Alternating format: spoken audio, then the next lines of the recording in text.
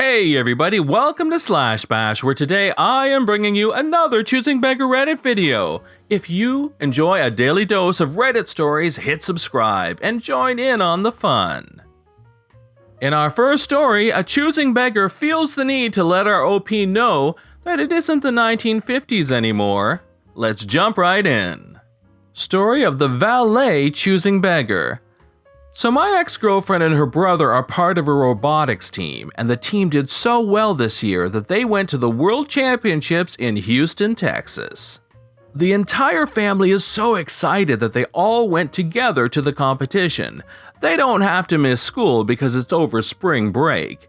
It's my girlfriend, her dad, her mom, her brother, and her little sister. They get a red-eye flight to Texas and arrive at 11 in the morning. They've all been up for practically 30 hours at this point, and now they have to drive to their hotel. So they all get to the place they'll be staying at. Before they can crash from exhaustion, they need to go attend a dinner hosted for the team by Qualcomm, the team's biggest sponsor. They donated over $10,000 just this year. This dinner is so the nomads can thank the Qualcomm team, show them what they've accomplished, and just unwind before the competition. Problem is, to get to the party they need to drive to a busy part of downtown Houston and find parking.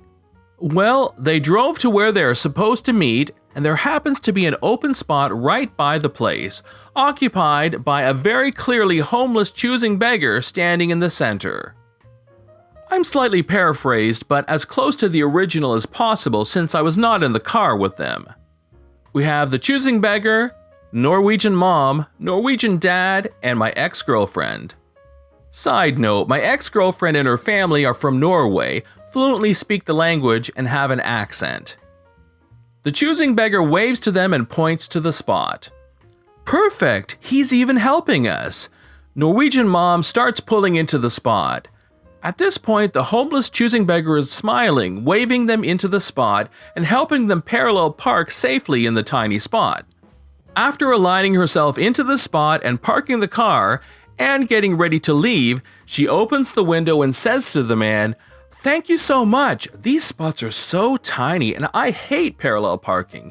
You really saved the day. Here, thank you so much for your help." She reached into her purse and grabbed $2. "Thank you so much. Here's $2. I'm not sure whether it was the fact the family was in a new car, airport rentals are always very new and shiny, whether it was her phrasing, she's English as a second language, but very good most of the time, or because he's just a downtown homeless man, but he takes the $2, looks at her, and says, "$2? Really? Yes, you were very helpful. Only $2. What? I just saved you thousands of dollars and you give me $2. What? Ma'am, I can't believe you don't realize this isn't 1950. $2 isn't what it used to be. This isn't even your spot, sir. How did you save us? Ma'am, I can't believe you are so cheap." At this point, the family has gotten out of the car, is all together, and is ready to head toward the dinner. Norwegian dad signals Norwegian mom over, away from choosing beggar so they can go. After apologizing briefly, she jumps right in with the family, and they head towards the building a few blocks away. I can't quote the next part very accurately, but basically, choosing beggar follows them multiple blocks to this very formal and nice dinner, screaming at Norwegian mom and Norwegian dad the whole time how they're horrible people. They aren't raising their children right, he deserves more, they should give more, etc. Norwegian mom is flustered but keeps walking next to Norwegian dad and my ex-girlfriend. It gets to the point where people are looking at this odd troupe, a family in matching sports team clothes being followed by a screaming homeless man. They get to the building and slip inside, thankfully leaving the choosing beggar behind and head off to the dinner. Definitely not the strangest person I've ever met. I'm a fast food employee, I get all sorts of entitled, stoned, sneaky teenagers, etc. But it definitely is a story of a literal choosing beggar. I'm pretty conflicted about this one, so you guys let me know what you think in the comments. In story number 2, we have a choosing beggar aunt who wants to steal grandma's island away. The cast is my grandma, my aunt, my uncle, and my mom. Also, this is a very long story, but I will try to keep it short. So basically, my grandmother had a pretty big piece of land on a small island close to where we all live. She was given it by her parents after they passed away, so she has had it for almost 50 years. On this piece of land, we had 4 houses. One for my grandmother, the biggest house, one for my uncle, slightly smaller but still big since he was the oldest sibling, one even slightly smaller for my aunt, and the smallest for my mum since she was the youngest. A few years ago, my aunt wanted to rebuild her house since it was getting kind of old and she thought it was too small for her, her husband, and their 3 kids. After a lot of discussion, everyone agreed that she would be able to build a new house, but only if my mom could change house with grandma, since she was now a widow and couldn't take care of her house, and our smaller house would fit her much better. Just to clarify, this would mean that the youngest sibling now would have the biggest house on the land. But everyone was okay with it, and my aunt started to build her new house. The first time we went out there after she had built it, we were all pretty shook, since it was a lot bigger and taller than she had first said, and now blocked some of the ocean view for the rest of the houses. It was also in a completely different style than the other houses and didn't really fit in, but it was already built and there was not much that we could do about it.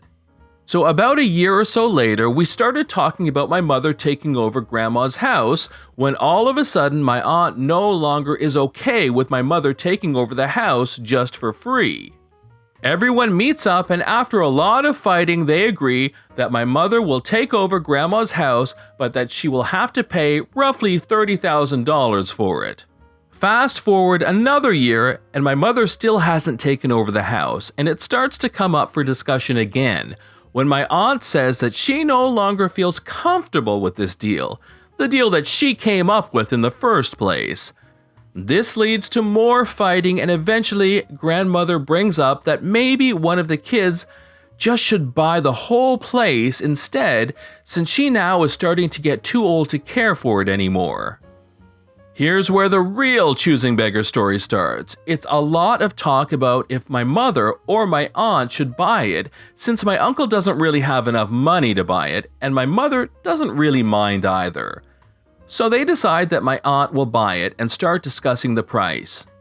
Now the whole place is actually worth about $750,000, but of course my aunt doesn't want to pay that much, since she just built a new house for roughly $100,000, so eventually my grandmother says that she can buy it for $500,000, which is incredibly cheap for the place.